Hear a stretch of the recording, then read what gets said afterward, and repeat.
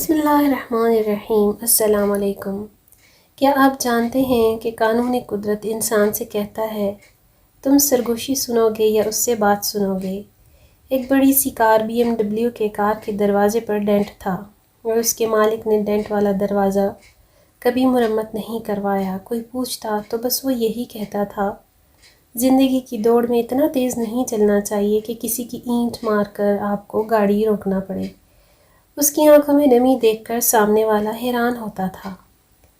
ایک نوجوان business management new BMW میں دفتر سے DHA میں واقع اپنے گھر جاتے ہوئے ایک پسماندہ علاقے سے گزرا جو مضافات میں ہی تھا۔ اچانک اس نے چھوٹے سے بچے کو بھاگ کر سڑک کی طرف آتے ہوئے دیکھا تو گاڑی آہستہ کر دی، مگر پھر بھی اس چیز کو جو وہ اچھال رہا تھا اس کی نئی گاڑی کے دروازے پر آ لگی۔ فوراً اس نے بریک لگائی اور گاڑی سے باہر نکل کر دروازے کو دیکھا جس پر کافی بڑا ڈنٹ پڑ چکا تھا۔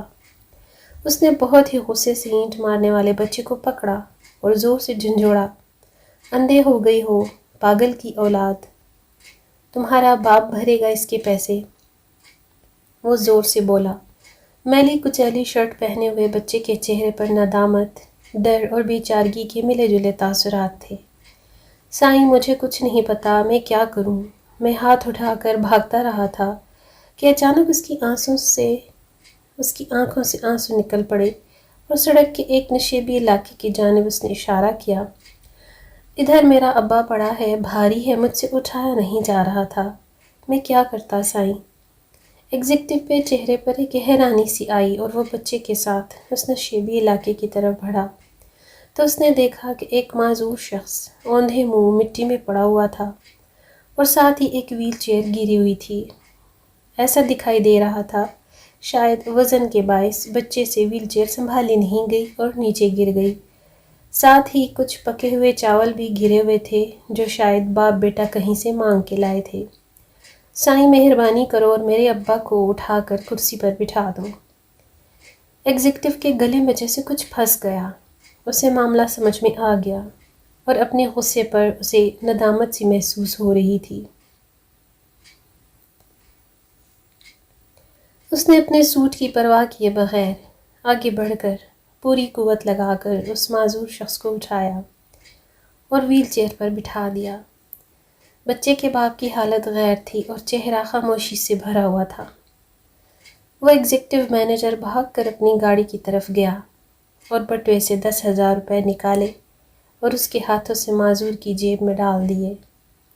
پھر ٹیشو پیپر سے اس کی خراشوں کو صاف کیا، وہیل چیئر کو دھکا دے کر تھوڑا سا اوپر لے آیا۔ بچہ ممنونیت کی آنکھوں سے دیکھتا رہا اور پھر باپ کو لے کر اپنی زندگی کی طرف چل پڑا۔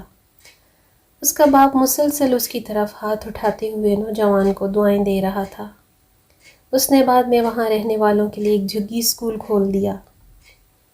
آنے والے سالوں میں وہ بچہ بہت سے دوسرے بچوں کے ساتھ پڑھ لکھ کر زندگی کی دوڑ میں شامل ہو گیا۔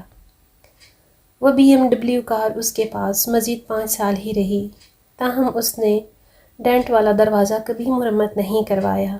کبھی کوئی پوچھتا تو بس یہی جواب دیتا، زندگی کی دوڑ میں اتنا تیز نہیں چلنا چاہیے کہ کسی کو اینٹ مار کر گاڑی روکنی پڑے۔